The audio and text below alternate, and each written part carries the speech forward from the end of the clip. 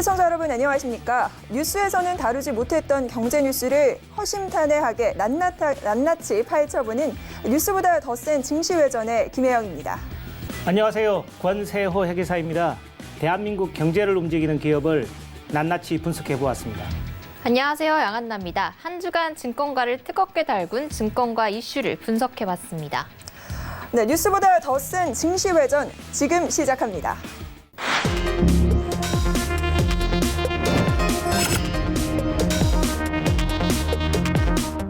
네, 한 주간의 증권가 이슈를 파헤쳐보는 시간입니다.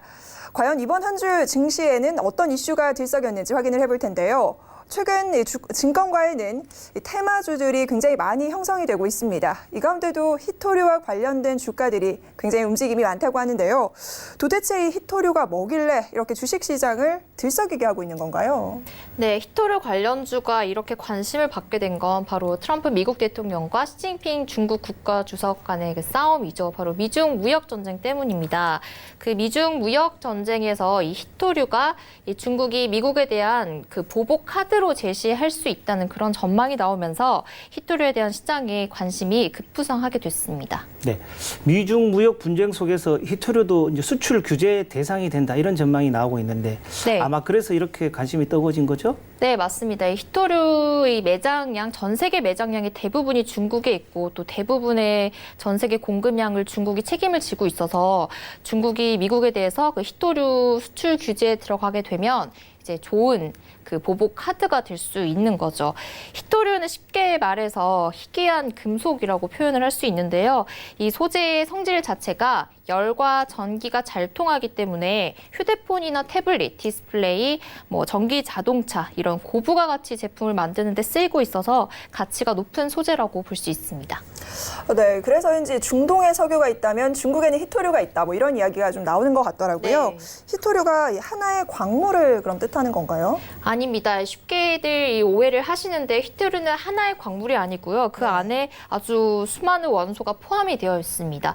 지금까지는 통상 17가지 원소가 히토류에 포함이 되는데요. 최근에 점점 더 많은 희귀 원소들이 히토류 안으로 포함이 되면서 최근에는 한 30여 가지 원소를 통칭을 해서 히토류라고 부른다고 합니다. 그래서 저도 취재를 하면서 어려움을 겪은 게 정확히 히토류에 속하는 원소들이 몇 가지가 되는지 또 그 각 원소들의 이름이 어떻게 되는지를 정확히 알아내는데 좀 어려움을 겪었거든요. 그래서 대표격의 원소들을 소개를 해드리자면 이리듐이나 란타넘, 세륨, 또 프라세오디뮴, 네오디뮴 등이 있습니다. 네, 아주 중요한 물질이다 이런 거는 이해하겠는데 네. 이것이 왜 미중 무역 분쟁에서 하나의 무기가 될 수 있을까요? 네, 제가 앞서 간단하게 설명을 드렸는데요. 더 자세하게 설명을 드리자면 중국이 히토류의 절대 강자입니다. 전 세계 히토류 매장량의 3분의 1이 넘는 4,400만 톤이 중국에 매장이 되어 있고요. 또 세계 히토류 생산의 약 80에서 95%까지를 중국이 차지를 하고 있습니다. 그래서 히토류가 중국이 미국을 압박할 수 있는 좋은 무기가 될 수 있는 거죠. 중국이 히토류에 대한 미국에 대한 그 수출 규제에 들어가게 되면 미국 입장에서도 손해를 볼 수밖에 없겠죠.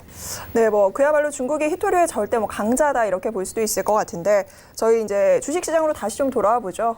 그럼 히토류와 관련된 종목들이 또 궁금해지는데 네. 그 가운데서도 좀 핫한 종목들, 가고 네. 있는 종목들이 어떤 것들이 있을까요? 네, 가장 먼저 히토류 관련주로 엮이면서 시장의 주목을 받은 종목은 유니온이고요. 그 유니온의 자회사인 유니온 머티리얼입니다.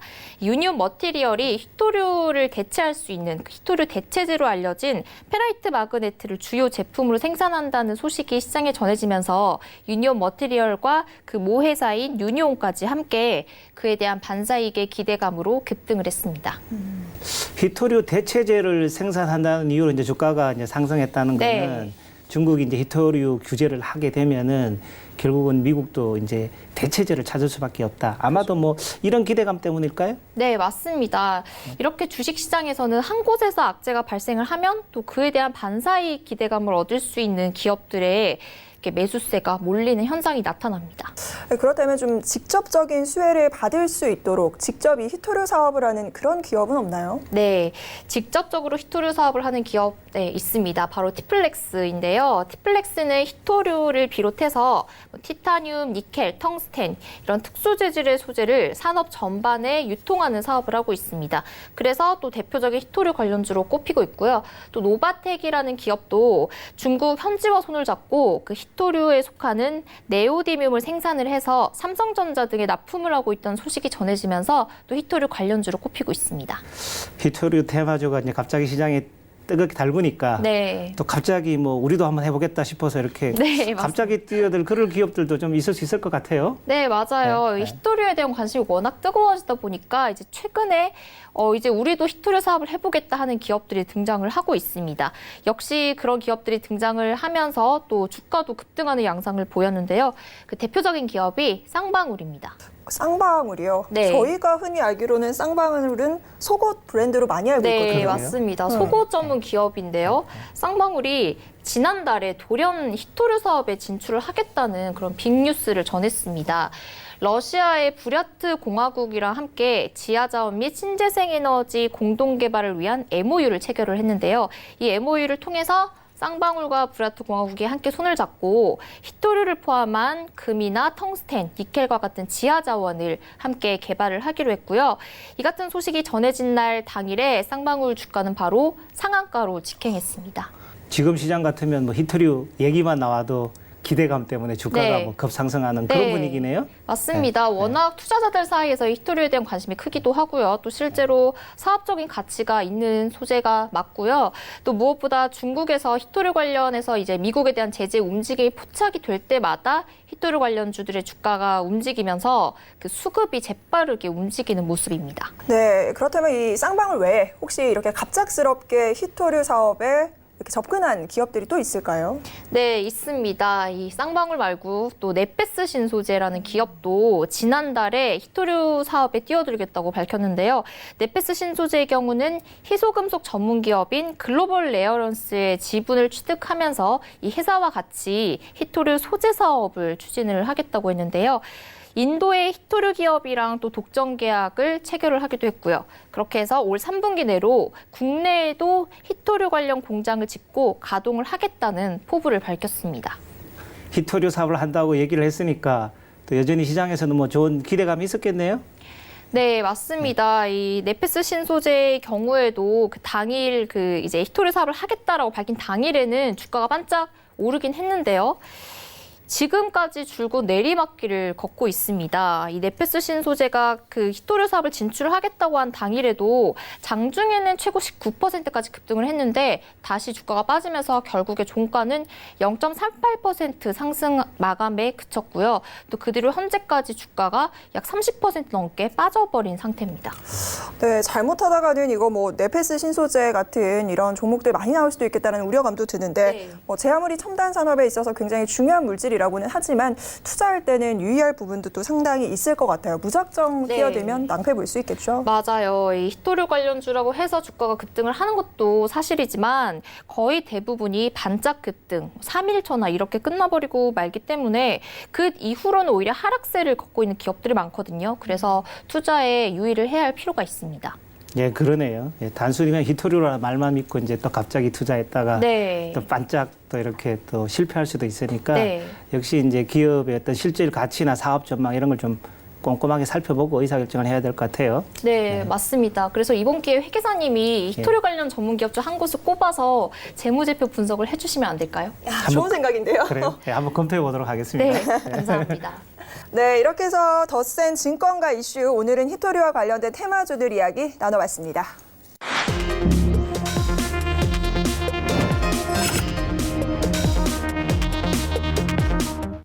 네, 다음은 더 센 기업 연구소 시간입니다. 대한민국의 경제를 움직이는 기업들, 그 가운데서도 건강한 기업이 어디에 숨어 있는지 이 기업들의 재무제표를 분석해 검증해 보는 시간이죠. 오늘도 권세호 회계사와 함께하겠습니다. 과연 오늘은 어떤 기업을 또 준비하셨을까요? 네, 이거 대북 경협주의 뭐 대장주라고 좀 할 수 있을 것 같은데요. 네, 현대 엘리베이터 한번 분석해 보겠습니다. 네, 오늘은 저희가 이 현대 엘리베이터에 관해서 이야기를 좀 나눠볼 텐데 일단은 왜 대북 이 대장주로 꼽히는지가 궁금하기는 합니다. 왜일까요? 이제 현대 엘리베이터를 좀 한번 살펴볼 필요가 있을 것 같은데요. 이제 현대 엘리베이터는 이름에서 이제 알 수 있듯이 엘리베이터 그리고 에스컬레이터, 뭐 무빙 워크 이런 것들을 이제 생산하고 판매하고 또 설치하고 또 이제 유지 보수 뭐 이렇게 하는 그런 이제 운반 기계 산업에 있는 회사이거든요. 그런데 이제 국내 시장 점유율 1위 업체입니다. 그리고 유지 보수도 이제 1위 업체이고요.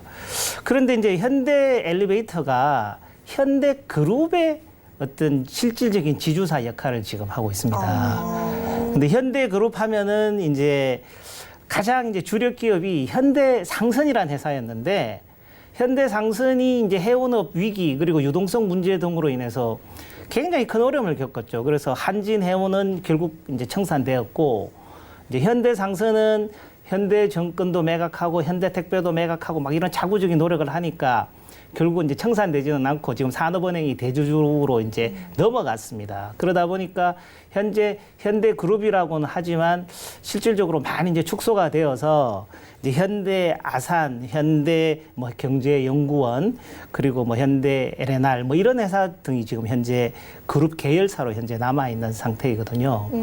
근데 여기서 혹시 예전에 그 98년도에 그 정주영 회장님이 이제 소떼를 몰고 이제 방북한 거 혹시 기억나세요? 기억나죠. 굉장히 그때 네. 뭐 뉴스에서 네. 대대적으로 보도를 하기도 했고 네. 오래전 일이긴 하지만 기억하시는 분들 굉장히 많을 것 같아요. 그럴 것 같아요. 그게 굉장히 큰 뭐 역사적인 좀 사건이었는데 그 이제 아산이 이제 정주영 회장의 이제 호입니다. 그래서 이제 98년도에 이제 소떼 방북을 하시고 나서 그 이후에 이제 현대 아산이 이제 그 대북 이제 경제 협력 사업을 많이 했었죠. 그래서 이제 금강산 이제 관광 사업 그리고 개성 관광 사업도 하고 이제 대북 경협 사업을 많이 했었는데 이제 그렇게 진행하다가 이제 그 금강산 이제 그 관광객 피살 사건이 있었습니다. 네. 예, 그리고 나서부터는 많은 것들이 좀 어려워지기 시작했죠. 관광도 좀 중단이 되고 또 개성공단 사업도 또 중단이 되고 이러면서 현재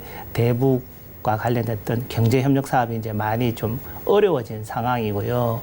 그러다 보니까 지금 이제 그 뭐 북한의 이제 김정은과 트럼프가 정상회담도 한 2번 했었지만 이제 친서도 왔다 갔다 하고 하니까 혹시나 이제 북한과 했던 경제 협력에 대한 분위기가 조금 살아나지 않을까 하는 그런 기대감 때문에 조금 대북 경협주들이 조금씩 이제 주가도 상승하고 하는 어떤 그런 기대감들이 최근에 있었던 것 같습니다. 네, 왜 이제 대북 대장주인지 좀 풀린 것 같아요. 최근에 말씀하신 대로 이제 도널드 트럼프가 김정은 위원장한테 친서를 보냈다라는 얘기도 좀 있고, 그리고 트럼프 대통령이 또 방한을 하는 그 이슈도 있었죠.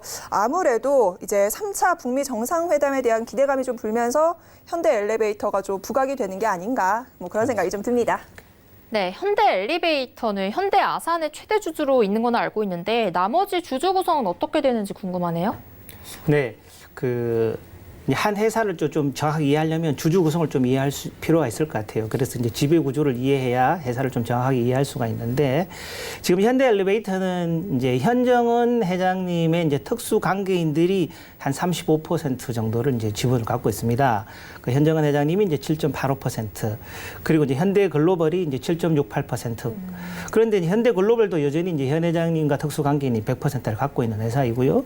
그리고 이제 현정은 회장님의 이제 어머니시죠. 이제 김문희 여사가 이제 5.51%. 그래서 이제 특수관계인들이 이제 한 35.28%를 갖고 있고 그 2대 주주가 좀 재미있는데 신들러 홀딩스라고 여전히 신들러가 이제 엘리베이터 업체입니다. 세계적인 엘리베이터 업체인데 지금은 15.53%를 갖고 있고요. 그리고 국민연금공단도 이제 11.98%. 그리고 이제 소액 주주가 이제 한 50% 이렇게 이제 구성이 되어 있는데 신들러 홀딩스와 지금 이제 뭐 또 말씀드릴 기회가 있겠지만 이제 현대 엘리베이터와 조금 이제 불편한 그런 관계를 갖고 있는 상황이고요. 현재 사내 이사로는 이제 현정은 이사님하고 이제 그 장병우 대표가 계셨었습니다. 그리고 이제 건기선 이사 이렇게 계셨었는데 장병우 대표가 최근에 이제 조금 이제 급성 뇌출혈로 지난 5월달에 이제 별세를 하셨어요. 예, 그렇다 보니까 이제 건기선 대표가 이제 임시 대표이사로 현재 지금 역할을 하고 있는 그런 상황들입니다. 그 말씀해주신 현대엘리베이터 2대 주주 신들러 홀딩스 사이가 좀 안 좋다고 말씀하셨는데 저도 이제 들은 게 지난달에 현정은 현대그룹 회장이랑 그 신들러 홀딩스랑 민사소송 항소심을 했다고 하던데 이게 또 6개월 만에 재개된 소송이라고 하더라고요. 그래서 왜 이런 일이 발생을 했는지 배경을 좀 설명 좀 부탁드릴게요. 네. 신들러 그러면 우리가 혹시 좀 옛날에 그 신들러 리스트 이런 영화 혹시 한번 보신 적 있으세요? 왠지 그 이야기 하실 것 같았어요. 네. 근데 그 영화에서는 신들러가 굉장히 좋은 역할, 착한 역할이었는데 지금 어쨌든 현대 엘리베이터랑 굉장히 불평한 그런 관계라면서요. 그러니까 그렇습니다. 다른 역할인 거죠, 영화는. 그렇죠. 신들러라는 그 신들러 리스트 영화에서는 그래도 그 유태인들을 그 아우슈비츠 수용소에서 이제 구출해내는 그런 뭐 역할을 좀 하셨는데 지금은 이제 신들러가 2대 주주로서 그 지금 현대 엘리베이터와 조금 분쟁 상태에 있습니다. 처음에는 신들러가 하고 현대 그 엘리베이터하고는 좋은 관계였었어요. 그 2003년도부터 이제 투자를 시작해가지고 2010년도까지는 서로 협력도 하고 아주 뭐 좋은 관계였는데 이제 문제는 2011년도에 이제 이 신들러 엘리베이터가 이제 이 현대 엘리베이터의 뭐 이사의 어떤 정보 이사의 의사록을 열람하겠다, 등사를 하겠다, 뭐 이러면서 경영 정보를 이제 조금 요청을 했어요. 그런데 이제 경영 정보 공개를 요청하니까 그때부터 조금 관계가 좀 틀어지기 시작해서 2013년도에 이제 그럼 안 되겠다 해가지고 이제 신들러가 현대 엘리베이터를 적대적 인수 합병을 하겠다고 이제 나서면서 그러면서 이제 KCC 지분도 사들이고 해서 한때는 약 34%까지 이제 2대 주주 지위까지 확 올라가 버린 겁니다. 그러니까 이제 현대 엘리베이터도 경영권을 좀 방어해야 되니까 이제 유상증자를 많이 했어요. 그 유상증자를 많이 하니까 신들러 입장에서는 이게 무슨 신규 사업하는 것도 아니고 운영 자금이 필요해서 유상증자하는 것도 아니고 단순히 경영권 방어를 위해서 유상증자를 한다. 이게 이제 조금 못마땅한 거죠. 그래서 계속 반대를 하고 이런 상황들은 이제 금융감독원이 승인을 해주면 안 된다. 이렇게 민원도 계속 제기하고 이랬던 겁니다. 그러면서 이제 또 그 주주 대표 소송이라 그래서 이제 현정은 회장과 경영진에 대해서 지금 여러 가지 의사결정이 이제 그 주주의 이익에 반한다라는 이런 소송들을 이제 했었습니다. 그 민사소송이 1심에서는 이제 그 회사가 승소를 하였어요. 근데 이 신들러가 계속 이제 항소를 해서 이번에 그 주주 대표 소송에 대한 그 2심 항소심에 대한 재판이 이제 새롭게 이제 시작되는 그런 상황이고요. 또 뿐만 아니라 지금 신들러가 아까 이제 좀 전에 이제 말씀드렸듯이 이런 금융감독원이 그런 유상증자를 뭐 승인하고 이런 것들 자체가 조금 그 국가의 좀 잘못된 정책 의사 결정에 의해서 외국인 투자자가 피해를 본 사례이다. 좀 이렇게 주장을 하면서 지금 ISD에 이제 그 중재 의향서를 좀 제출한 상태입니다. 지금 2017년도에 그 뭐 박근혜, 최순실 이런 사건 터지면서 삼성물산 제일모직 합병과 관련해서 엘리엇 같은 경우도 이런 ISD 이제 중재를 신청했듯이 이번에 이 신들러도 약 3천억 규모의 이 중재를 이제 국가를 상대로 지금 이렇게 신청한 그런 상태입니다. 네, 이번에는 현대 엘리베이터의 경영 성과에 관해서 이야기를 좀 나눠볼까 합니다. 근데 얼마 전에 현대 엘리베이터가 미국 커뮤니케이션 연맹이 주관하는 비전 어워드에서 현대 엘리베이터 2018년 연차 보고서 1위를 기록을 했다라고 합니다. 이 보고서 안에는 재무 성과랑 비재무적 성과가 다 담겼다고 하는데 정말 경영 성과가 좋은 것인지 실제로 어떻게 좀 평가하세요? 네, 뭐 현대 엘리베이터의 한번 전반적인 우리 산업의 위치부터 한번 상황들을 한번 살펴볼 필요가 있을 것 같아요. 어디가 이제 밀접하게 관련이 있냐 하면 전방 산업으로 건설업과 관련이 있는 거예요. 그래서 건설업이 워낙 이제 경기 변동을 많이 타지만 결국은 이제 건설업이 좀 잘 돼서 빌딩들이 많이 올라가야 그렇게 해야 이제 엘리베이터도 설치되고 하는 거거든요. 그렇게 보니까 사실은 건설업보다는 약간 한 1, 2년 후 정도. 왜냐하면은 건축공사의 마무리 단계에서 지금 이 엘리베이터가 설치되다 보니까 약간 공정의 마무리 단계에 투입되는 특성 때문에 건설업 경기보다는 한 1, 2년 정도 이제 이 쫓아가는 그런 이제 후행하는 그런 특성들을 좀 가지고 있긴 해요. 그렇지만 어쨌든 간에 건설업에 영향을 많이 받다 보니까 전체적으로 이제 국내 경기 그리고 이제 그 설비 투자 뭐 이런 데 그리고 경제 성장률 이런 데 좀 많은 영향을 받는 그런 좀 산업이다. 그리고 특히나 정부의 이제 부동산 활성화 정책 이런 것에 영향을 좀 많이 받겠죠. 그런 좀 산업적 특성을 좀 가지고 있다. 이렇게 좀 이해하시면 될 것 같고 현재 이제 그 엘리베이터 업체는 이제 경쟁 구조인데 현대 엘리베이터뿐만 아니고 이제 티센그룹라는 회사도 있고 그리고 오티스라는 회사도 있고 그래서 이제 현대 엘리베이터가 이제 한 3, 4% 정도의 이제 시장 점유율을 가지고 나머지 업체들이 이제 한 56% 정도를 가지고 있는 그런 어떤 경쟁 구조를 현재 형성하고 있어요. 시장 점유율로 보면은 뭐 3, 4%니까 상당히 좋죠. 안정적이고 좋은 회사라 이렇게 보시면 될 것 같아요. 조금 이제 그 경쟁 성과를 좀 자세하게 좀 분석해 본다 그러면 혹시 이제 화면에 이 그래프를 좀 참조하시면 도움이 되실 것 같은데 이제 매출액은 이제 2016년도, 17년도, 18년도 이제 상개년을 좀 비교해 보면 네. 한 1조 7천억에서 이제 1조 9천억이 됐다가 이제 작년에는 1조 8천억으로 조금 떨어진 그래서 한 5.8% 조금 떨어졌고 아무래도 이제 수주가 뭐 아무래도 이제 경쟁 심하니까 수주가 좀 떨어졌다 이렇게 봐야 되고 이제 해외 대형 현장 같은 경우 이제 공정이 좀 지연이 되면 거기 영향을 좀 받아서 이제 매출이 좀 감소가 된 영향이 있습니다. 그래서 한 5.8% 정도 떨어졌는데 영업이익은 또 상대적으로 올랐어요. 또 공교롭게도 5.8% 영업이익은 이제 전기 대비 조금 올랐습니다. 영업이익은 올라 좋은 거죠.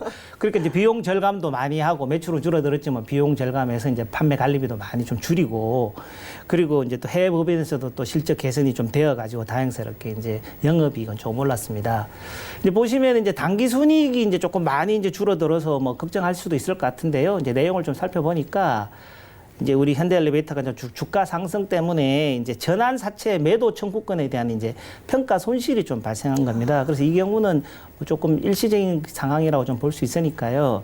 뭐 그렇게 크게 영향을 받았다고 생각 안 하셔도 될 것 같은데 이번에 1, 4분기도 조금 지표가 나왔죠. 그래서 이제 보면은 매출액이 4,200억 수준이고 그래서 뭐 예년보다는 조금은 못하지만 계속 그래도 유지를 하고 있는 그런 상황이고 영업이익도 지금 올라와 있는 상태이기 때문에 현 상태대로 또 여전히 뭐 잘 관리한다면은 기존의 어떤 안정적인 어떤 수익 구조 특히나 이 우리나라에서 시장 점유율 1위 업체이기 때문에 그리고 또 유지 보수도 1위 업체이기 때문에 어떤 그런 시장 내에서의 위치를 좀 잘 관리한다면은 여전한 뭐 경쟁력을 확보할 수 있을 것이다 이렇게 보여집니다. 네, 이 경영 성과에 대해서 살펴봤는데요. 그 나이스 신용평가도 최근에 현대엘리베이터에 대한 기업 신용 등급을 그 기존 A- 긍정적에서 A 안정적으로 그러니까 한 단계 상향을 했다고 하더라고요. 이걸 기반으로 또 현대엘리베이터의 전망은 어떻게 되는지 여쭤보고 싶네요.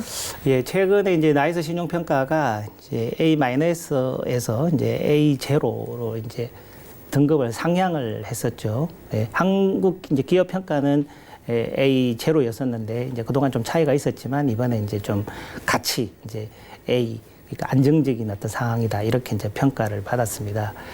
그리고 결국은 이제 그런 부분들이 최근에 뭐 중국 공장을 건설한다든지 충주 공장을 건설한다든지 이러면서 이제 뭐 자금 소요는 있겠습니다만은 또 시장 내에서의 이제 현대엘리베이터의 위치 말씀드렸듯이 좀 뭐 한 큰 세 개 회사 정도가 이렇게 가점 체제를 형성하고 있지만 그 중에서도 현대엘리베이터가 약 40% 이상 정도의 안정적인 시장 점유율을 이제 유지함으로 인해서 이제 수익성 확보가 가능하다. 이걸 이제 높게 평가한 것 같고 최근에 회사가 이제 원래는 본사가 이천이었습니다.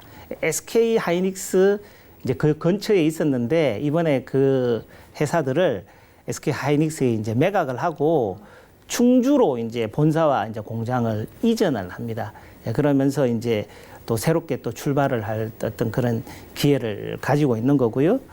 또 지금 뭐 앞에서도 말씀드렸지만 그 또 대북 경협주의 이제 대장주 이제 성격을 갖고 있잖아요. 결국은 이제 현대 아산의 어떤 역량에 따라서 영향을 받을 건데 뭐 단순히 어떤 한 회사의 어떤 뭐 성장 이런 것을 떠나서 이제 대한민국 전체를 바라본다면은 이제 한반도 우리나라 전체에 또 좀 평화라는 평화 무드가 좀 찾아오길 좀 바라는 기대감이 있는 것이고, 그래서 트럼프 대통령하고 이제 김정은하고 이제 친서도 왔다 갔다고 하니까 정상회담도 좀 이루어지고, 그리고 또 남북 경제 협력도 좀 조속히 할 수 있어서 전체적으로 회사의 성장, 그리고 또 대한민국의 어떤 성장, 이런 것이 좀 함께 할 수 있는 그런 기회가 오기를 한번 기대해 보겠습니다. 네, 제3차 북미 정상회담에 대한 기대감이 불고 있는 가운데 오늘 더센 기업 연구소에서는 대북 대장주로 꼽히는 현대 엘리베이터에 관해서 알아봤습니다.